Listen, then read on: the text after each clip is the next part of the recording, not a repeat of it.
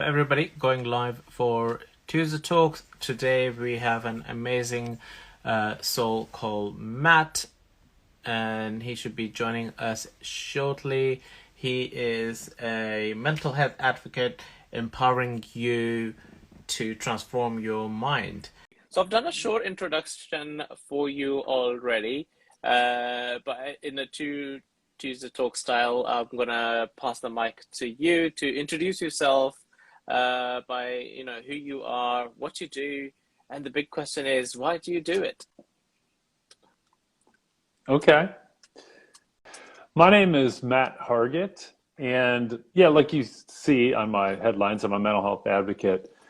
The reason that I'm a mental health advocate, first and foremost, is I went through depression and anxiety myself, and I suffered pretty mightily, and it was really painful. But now I want to help other people, not go through what I went through, or help them get out of where I was. When I was depressed and I was extremely anxious and my mind was racing. And I tried many different things for years and it didn't work. So that's why I do what I want to do. I'd like to help other people, who might be anxious or sad or might even feel like they're depressed and they've tried therapy or medications. I can walk them through the steps that I went through myself to get out of it. That's such a noble cause to hear, like because you have your experience and now you want to uh, use that experience and pass it on to others so that there is light at the end of the tunnel. Because coming from a corporate background and being in sales as well myself, I knew how it is when you do get that depression and anxiety because I used to have my work phone with me all the time and my holidays, vacations, whatever it is, my phone is in my pocket still. You're just looking at it. Is that sales happen? Is that sale happen? And come every quarter when you're talking about your sales and everything, you're so full of anxiety there as well. Am I the one who's hit my targets? Because you don't know the others yet. And when you're not hitting those targets, you go through this sort of inward. From my experience, it was like depression in terms of why is it not happening for myself? I'm doing everything right. I'm doing, I've done this. I've made my calls. I've had my meetings. I've gone out. I've, wine, dine, whatever you need to do with the clients. I've done all that. Why am I not getting my targets? And you think you're the problem, right? You always think you're the problem. You start with yourself in terms of something I am doing wrong.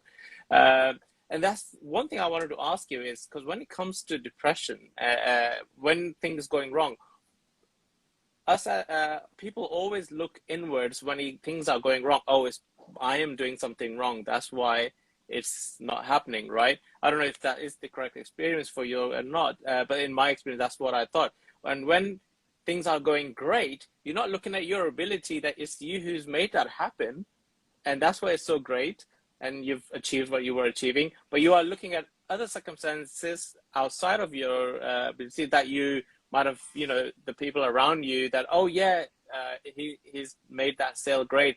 Because of that, I've made that sale. Because I went out there, I've made the sale. But you're forgetting about you did that. It's you, and you forget that you part. But when it comes to the other way around, you start thinking, oh, something is wrong here, and in kicks in mountain of whatever you are thinking, and you are giving it food for thought in terms of you keep thinking about it and you keep spiraling in it. Is that something? Yeah, it's just, it's hard for me to pinpoint it because someone even asked, did it come on slowly or was it immediate? And I can't remember. I just remember that I just didn't want to get up. I woke up and I didn't want to get out of bed and I couldn't get out of bed. And yeah, I guess in a way I thought I, I ignored it more than anything. Instead of really thinking about it, where it might have come from, I I didn't want to admit that I had an issue, right? because of the stigma surrounding anything related to mental health or mental illness, right? So I ignored it for the longest time. Uh, yeah, did I blame myself for it? Probably, you know, probably. It was just yeah, like I said, it was very shocking to me, and I don't know where it came from. And I didn't want to admit that something was wrong. And it took me 9 months before I saw someone for help for the first time. That's not, Wow. I don't recommend that for anybody. I mean, I thought I was toughing it out, suck it up, be a man. No, yeah, I ended up ruining my life, honestly, because of it. So that's one reason that I just advocate for people to speak up. It's not everybody has some type of mental health issues or anxieties, and if it gets so bad that you need help, that's all right. Ask for help. Don't let it get so bad that it'll happen to you what happened to me. I agree 100% in terms of asking for help because in my experience it was the same, right? I shut it all off. I was pretty much dragging myself to places that I didn't really want to be in, and not sharing it with the right people as well. You want to share it with the right people who are able to support you. You don't want to just say it to anybody who is just lending their ear to listen. Right. That's in my experience anyway, because you need to speak to your family members, friends, if you have very close friends who are able to guide you or give you some advice in terms of what to do next. Because sometimes it also just needs is that you just need to say it out loud, so it's not in you anymore and it's out, and then people can understand what you are going through. And come through some sort of maybe help you decision making, because a lot of time what in my case was it was to do with decision makings after that, because I started doubting. I was like, okay, I don't think this is going right. Something is not correct here. I don't feel happy anymore. I'm not feeling excited anymore. I'm not feeling the vibe anymore doing these things, right? So I'm like, should I just quit and stay home? But that's not an option. So cannot do that at the moment.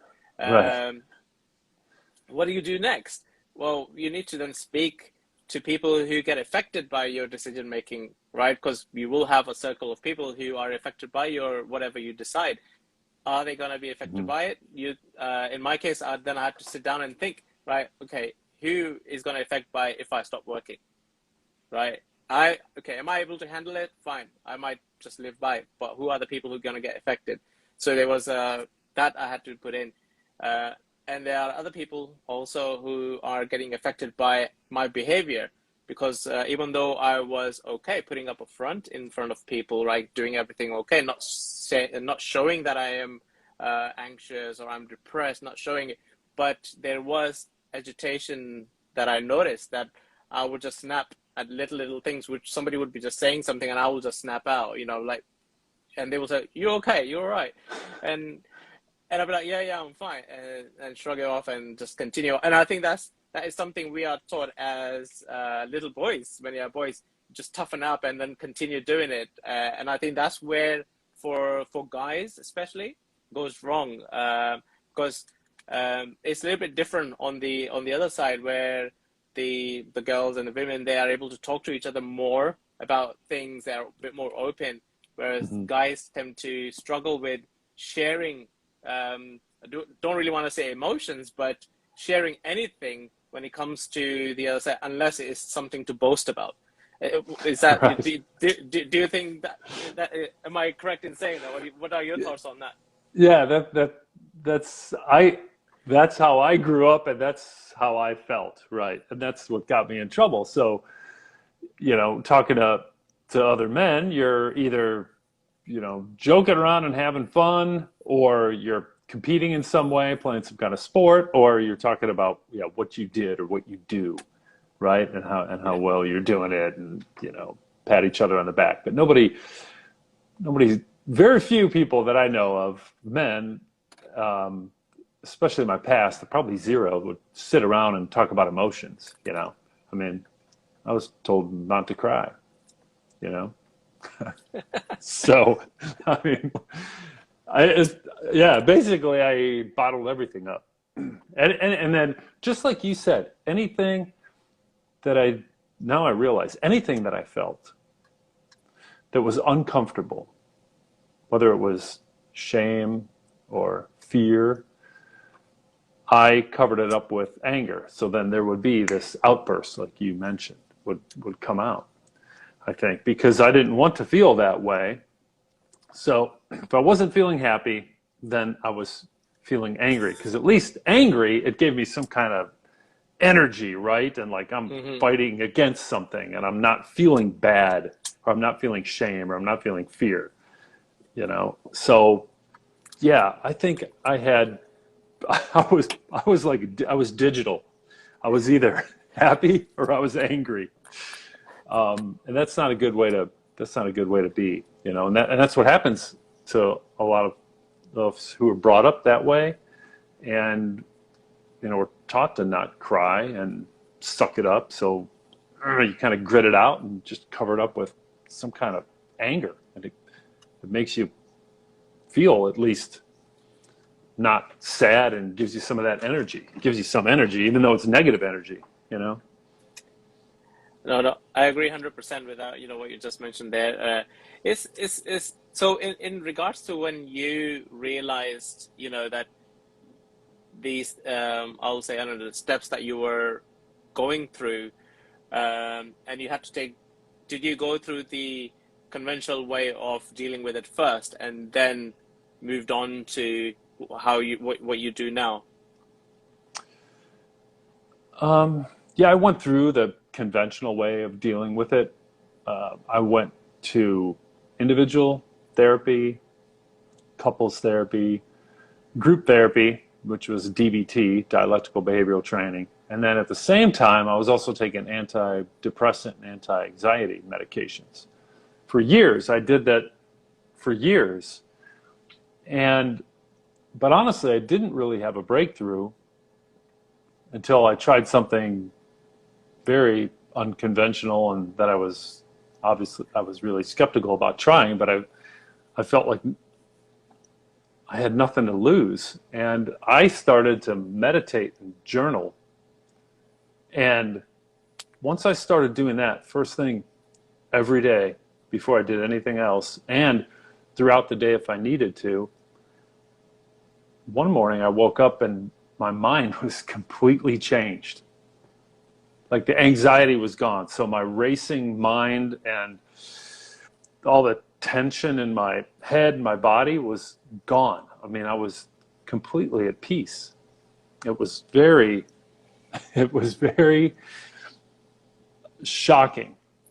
So that's what I would like, what I could help people with, if they've felt like they've tried therapy, they've tried medications, and it really hasn't helped them, as much as they would like, and they want to be happier and they want to feel more peace and they want their racing mind to be calm. I, I can walk them through what I tried and was successful with. That's amazing. And it's good to hear that the meditation and journaling has got you the breakthrough, and obviously to the other side. So bit more of the holistic channeling, pretty much, right? So you've channeled your inner thoughts onto the paper, and Mm-hmm. then you're at peace with it. And do you do that on a regular basis, or are they cheat days, as they call it in the if you're going to a gym? But Right. we should take a cheat day as well. I don't know. Is that regular now? Is that something you do every morning? Is that a routine that you follow? The meditation is definitely a routine that I follow. And actually, just recently, a couple of days ago, I've started getting back into the journaling. I didn't leave my journal in my bedroom, which is where I start my meditation. So I've had some cheat days on the journaling. Yes, and that's not good. So I've actually gone back to it recently. But the meditation, no, I meditate all the time. And it's just really important to me. it's it's the meditation is a combination of mindfulness and prayer. I specifically use scripture for what I do, and then I immediately journal afterward to further ingrain everything, into my being or into my mind to retain it. That's amazing. So, is that like a particular time that you meditate, like first thing in the morning when you wake up before you do anything, or is it like you've done your morning routine in terms of shower, brush, and all that, and then you go for meditation? Is that what's working? Is it before everything or after? Um, I I do it before anything else. Like I don't want to start my day because if I do, I might not go back and execute it right. Yeah. So I tell myself, especially if my mind is racing with things I have to do that day, I tell myself like a dog, sit, stay. You know, you cannot, because I'm not going to be able to start my day unless I do it. So sometimes that actually helps me calm my mind down, if my mind is racing. And I used to get up and sit in a chair, big comfortable chair, but now I just stay in bed. I just want to make sure I'm in a comfortable position. I don't think that really matters, the position that you're in. Didn't affect me. The most comfortable position is just lying down. So I just stay in bed and I don't get out of bed until I finish meditating and now in journaling. Yeah. That's amazing actually, and that is very good to know that if you're doing this before you do everything, you know that you've executed it and you've started your day on a very happier note than you would have been before, because before you would have started your day and then maybe some thought would have come along, oh, check your phone for that notification, has that happened? And then you got sidetracked, as we all do, right? And then you're like, oh, meditation can wait, I'll just do it tomorrow, right? Right, right. Yeah, it's really important because that's a good point. Well, not only do I do the mindfulness practice to get my mind focused, and then the scripture that I'm focused on after that, once I get my mind focused, then the scripture that I happen to be focusing on at the time, I focus on that and try to connect with God. But then when I'm done with that, I end with gratitude. So, even at the place that I was when I first started this, and I essentially lost everything and I was going through a divorce, I could still find something to be grateful for. I think we all can. So like that act of being grateful at the end of meditation, and you can kind of feel it, the warmth in your heart, that when you're grateful for something, and then you journal everything that you just meditated on. Yeah, it's a pretty great way to start your day. That is, and what I'm also hearing in this as well is having that consistency and discipline, which is the key factor, which I'm hearing here as well. So listeners and the viewers they need to know that you have to then be consistent and also be disciplined with your what you want to do. So if you're, a lot of people just say, well, I don't want to just leave one routine for another routine, right? Because you'll be like, well, I just came out of this 9 to 5 and all this, and that was causing me depression and all that because it was routine, right? And now start another routine. So maybe it's not a routine; it's just discipline of a way of life that is working for you. What are your thoughts on that? Yeah, for this to work, it has to be done in a disciplined manner every morning. So I never skipped a day meditating and journaling. In fact, at first, it's going to be horrible. It's going to be very hard. If you have anxiety like I did and your mind is racing, you might not even be successful the first day, for 10 minutes. You're just going to have to go back and keep trying it. There's different techniques, that you can use to improve. But if you try every morning, you do this and you put in, say, 10 minutes, maybe more, once you get comfortable with it. And if you're getting good at it and you like it, and you won't feel anything happening. Like for me, nothing happened for months. It was a little over 2 months. And then one morning, just like that, I woke up and my mind was changed. So it does take discipline because you're not going to feel or see or notice any effects for months. But if you do it consistently, first thing every morning, every day, day after day, week after week, you will see the benefit after a couple months. That is actually amazing to hear as well, because you know what they say, it takes 90 days to create a habit. So in order to get that, you are pretty much creating a habit by disciplining yourself to do those things. And then in that way, your mind is also recognizing that you have actually chosen a different path and you're doing different things. So let me adjust myself to that.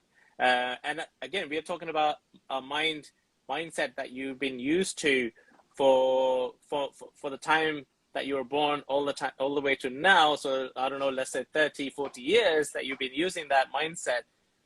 And now you've now decided, okay, I want to do a whole different new set of things that I've never done before, you know. And yeah, I mean, 2 months, I think it's actually very good, right? So to get Right. to when they wake up and you're in a calmer place than you were before. So that's an amazing turnaround in 60 days and 2 months, right? Right. Is Oh, it A lot of people will take longer, right? Do you agree? yeah, that's true. And that's a good perspective. I was 49 at the time because it was a couple of years ago when I did it. And yeah, in a little over 2 months, I changed the way my mind felt. It was surprising. That is an amazing way to, obviously, again, amazing way of looking at it, right? Because you're Mhm. shifting your mindset, and it's the best muscle we have in all our body, and nobody actually looks after it as much as they look after the outer things of the body, like what is visible. But the mindset and your mind is so strong that if you tell it to do some things, it it accepts it and it gives you the power to then, yes, let's go and do it, right? We've been doing that throughout our life, but then we start limiting ourselves in certain things. We are the biggest stopper of our own success, and that is only because we are telling ourselves, is that possible? Is this not, this I don't think that's possible. Oh, I think this is not good. Because we're saying that to ourselves, the brain goes, right, okay, we're not going to do it then. I'm going to give Right. you I'm going to give you indications of pulling out, go away, look at something else. I'm going to distract you and you're not going to do this anymore. And that's what it does. And if you say, well, I want to do this looks so exciting to me. I want to see what happens if I do it. I've never done this, but I want to do it. Your mind's going to say, well, okay, let's do it. And then day one, maybe it's going to say, well, this looks weird. You sure you want to continue doing it? Now it's now it's your decision. Because when you're in that crossroad and you're questioning yourself, do I really want to do this? This is your mind testing you. You sure you want to continue? And this is where we need that discipline and consistency, right? We're like, no, we got to continue doing it until I find something better or something else. If you haven't found anything, you need to continue doing it, right? You've been doing that for, in your case, was 49 years, something that was given to you when you were born, right? You were given Right. a set of rules. This is it. And then society came along and friends came along and they're like, yeah, this is it. It expanded a little bit more. And this was the world, right? But then you were like, whoa, no, there's more. I want to try this. Right. Right. Yeah, it is difficult to overcome because like you said, 49 years of programming or however old you are, right? All those years Yeah, of programming, but you can decide. You can choose for yourself that you want to do something different and be determined and be disciplined and you can change. 100%. I agree with you there, 100%. So, and a question towards your now being an entrepreneur as well, because obviously you're out there helping others, which takes entrepreneurship skills, meaning you need to now wear lots of hats. Uh, Right. how was how was that journey for you? when you decided, right, I'm gonna go into this and help others who are in a similar situation, right? Because you were probably looking for, if there was another me, I would have helped myself much better, right? Right. Well, I would say that's true. Well, the biggest struggle I would say is just social media. So my so no, number one, like you alluded to, I wasn't an entrepreneur before. I was working for corporations, huge corporations, like Fortune Global 50 corporations. And I was in research and development, basically development. So I didn't want to talk about what I was working on because it was coming out in the future. Everything was so secretive. So I Mm. was not on social media whatsoever. And then all of a sudden, coming out of the corporate environment and into the, real world, right? I'm like, what is all this stuff? It was so uncomfortable for me. Like even this call, it's the first Instagram live, right? The first one that I've ever done. And it's fine, but it's very strange. It's unique to me. So that's the one thing that really struck me when I came out of that corporate environment, let's say. Um, Okay, that is true, right? So now you had to um, be out there, tell everybody what you're doing, what's the next things happening, or if you have a program coming out, you'll be talking about that, and obviously taking people through your journey, which you're not used to. Before they were like, corporations, no, zip it, we don't want to tell anybody what's happening until it's ready, right? Otherwise, you right, keep right. experimenting it. Right. And yeah, that's the other thing. It took years, right? So, for example, I led a vehicle development, a car. So it takes years to go from a blank piece of paper to a car coming off the production line and in the showroom, right? And entrepreneurship, it's moved so much faster, especially in the digital world. So actually, I should mention, this is kind of a cool little emotional health tool that might help people. I worked with a team that developed an app called the Hugs app.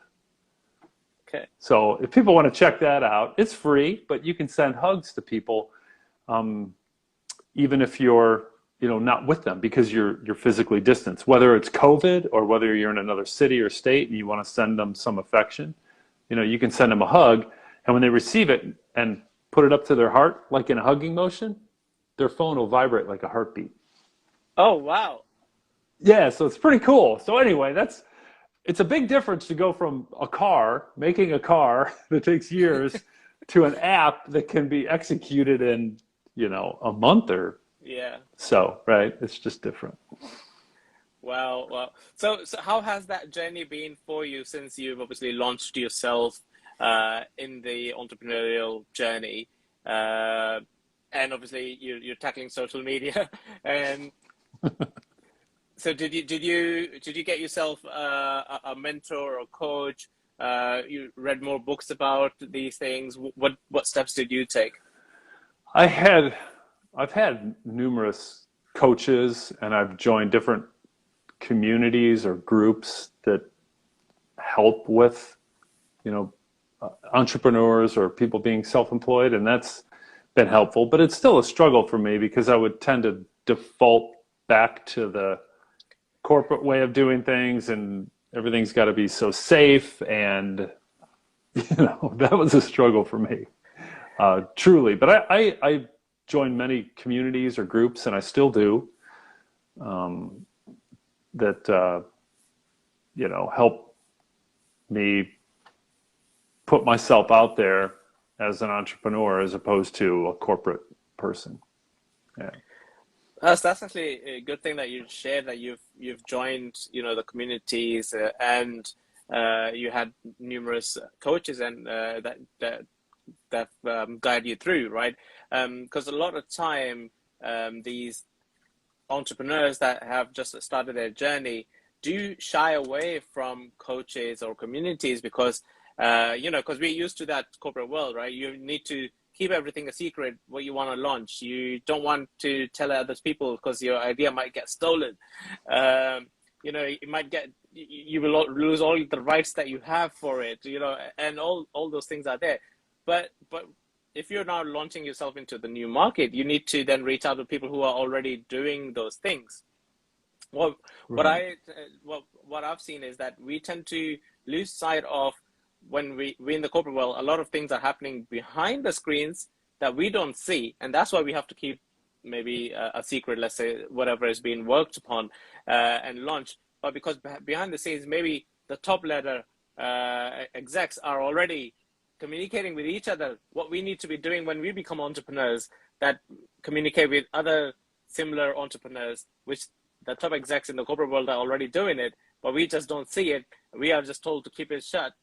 Don't talk about it because we're going to launch it. But we need to now, we can do the same, right? Keep it a little bit, just keep a cards closer to the chest, but then talk to other entrepreneurs, communities that are out there, because you will learn things that you might have not thought of, right? So in your journey, did you come across certain things that you were like, hey, I've not thought of this idea. That's actually cool. Let me adapt it. Or, oh, I can actually take this and do it much better in my way. Oh, are you talking about like a business process or? Yeah, yeah. Your business process wise, when you started this journey of helping others. Um, yeah, I think, yeah, I guess maybe I'm struggling with that question a little bit. So I've read some books or look at what some people have done in the past, and I've incorporated some of it, yes, um, into how I can help someone. But the meditation and journaling technique was just shared with me by someone I met. It was like a random person I met at a at a networking event. So that's a difficult one to explain. Okay, The okay. actual process of Yeah. the meditation and journaling that I go through that Mm. really helped me. And that's what's helped me the most, obviously, right? And right, and obviously that's what you are now teaching others, and passing on that method of how to do it. So do you do one-to-ones, or is it group sessions? How does that work for your clients? Yeah, I do one-to-ones. I'm considering doing a group or just maybe a short seminar online, like an hour. So I'll put that out there just for people to join and see if there's any, who wants to join, and I'll walk through the process with people like quickly. But Mm. if they want to work together, we'll try one-on-one first, and then maybe we'll try groups as well. Yeah. Okay, that's actually exciting. Then that so you have a seminar. So is it something planned already, or something launching soon, or? Yeah, something I'll launch soon. Something I'll launch soon. Yeah. Okay, that's Yeah. interesting. So everybody just keep an eye out, eye out for your. So where are you more active, on Facebook or Instagram, or you've got your own website? Well, I have my own website. It needs some updating, but I'd say I'm most active on LinkedIn, but I'm Okay, also on Facebook a lot as well. Yeah, true. oh, I'm on, yeah, but more LinkedIn, I would say. amazing. Okay, so if some people want to reach out to you, just search you on LinkedIn. LinkedIn is an interesting place to network. Obviously, there's lots of corporate world on LinkedIn because it's a professional Facebook, for example. Pretty much, LinkedIn is a professional Facebook. Um, Right. it's surprising that how are you finding LinkedIn, and as you're more active there for what you are doing. So your clients are more on LinkedIn than I take it, right? Well, that's just where I've spent most of my time in my entrepreneurial journey the last 2 years, so that's why I'm there. But I'm essentially on all the social media. So if someone reaches out to me on Facebook, yeah, I'll get back to them there as well. But I don't I don't know where my customer uh, will find me, to be honest, yet. I don't know. Well, if they need, they will find, right? That's Right. how I that's how I put it across. Anyways, it's like when the student is ready, the master will appear. So that will happen when your student is ready. You will appear, right? Right. So that's how it is.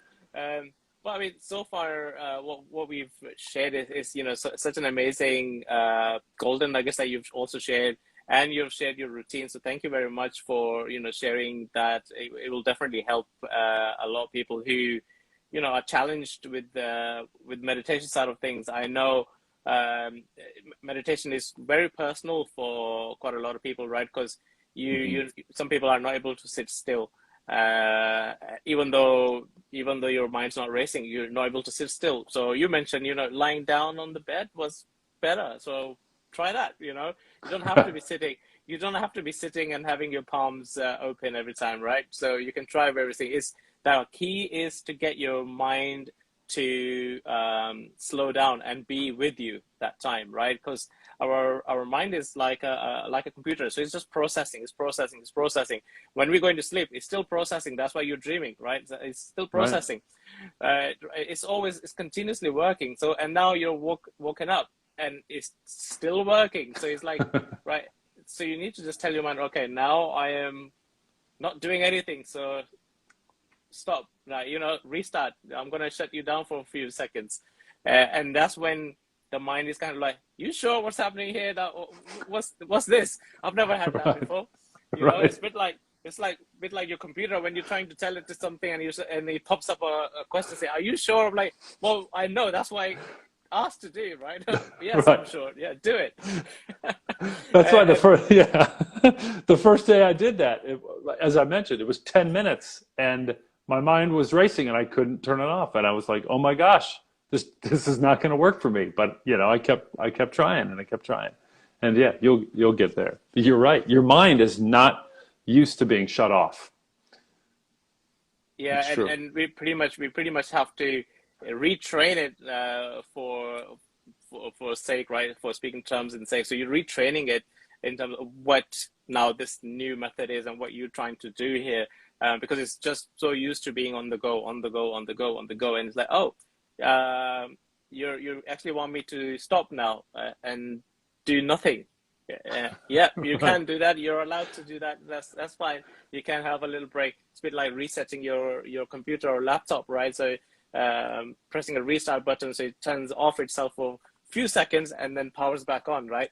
And Right. that's what you're trying to do your brain. So what we take for, I don't know, let's say a half an hour meditation in brain time is probably like few seconds or minutes, because the speed it works in, right, for the Right. the calculations it makes every day, and the messages it receives every time is less time for it, for that. Um, so now you've been doing this, and obviously you're quite active on LinkedIn and all the other social medias that people are reaching out to you.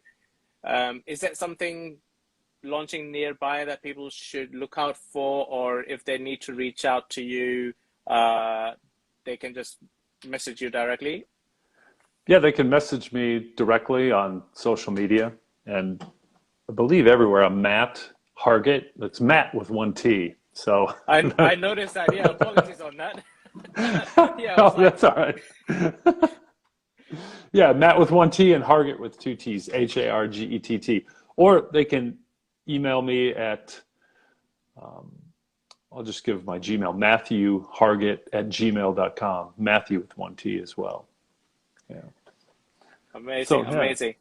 So thank you very much for your time that you've spent with us here and shared your routines and everything. There's one question though. Do you have a night routine? Because a lot of entrepreneurs and healers and everybody have sort of a night routine as well. Do you have that? Yes, I'm just starting to get back into it as well. And it's related to the journal. So it's reflecting on my day. So haven't done that for a while and I realized it's causing me a problem. So I reflect on my day, especially something that I would want to change. So, like you mentioned, just slowing your brain down takes time. right? Well, then retraining my brain to be happy as opposed to anxious took time. But you could also retrain your brain and how you react to certain situations. So if I wasn't happy the way I reacted to certain situations. Like something would trigger me, and I would have an angry outburst, and I didn't want to do that anymore. Well, I would actually journal about that at night. I did this. I didn't like it. This is how I would prefer to respond the next time. And then I go to sleep, and then when I wake up in the morning, I'll even add that as part of my meditation. I'll replay that scenario in my mind, but instead of exactly replaying it and how I reacted, which I didn't like, I would respond in a different way in my mind. So I would actually train my brain to react differently, meaning respond the way I would want to respond. You know what I mean? So that's how I have used it at night, my journaling. That's quite interesting, and I love that. Thank you for sharing. In terms of then retraining your mind as well whilst you're journaling that, because obviously it's listening to you whilst you're writing what you're trying to say, and then in the morning meditation you are adding that in with the new scenario of the outcome. Okay, but this is how I would have wanted to react, and outcome could have been this way, right? So the Right. brain is now seeing that result. And something I say to my clients every time as well is, your brain does not know what's going to actually happen if you do this. It only knows your past. And so think of it as your files, and you're looking for an outcome for something. You have no data for it, but then you do have is old data, and you look through that files. Hang on a minute, I don't see it. So either it's going to make you anxious. I don't know what's going to happen. I don't know what's going to happen. Don't do it. Or it will like find the near enough scenario and say, that's bad because, hey, in the past you did that, remember? That didn't go well. So you sure you want to do this? This looks Right. similar, right? So, and you're Right. like, yeah, I don't want to do it. And this is what I am very heavy on making decisions. We especially when people say, oh, I wasn't able to make any decision. I have no options. You always have options to make decisions.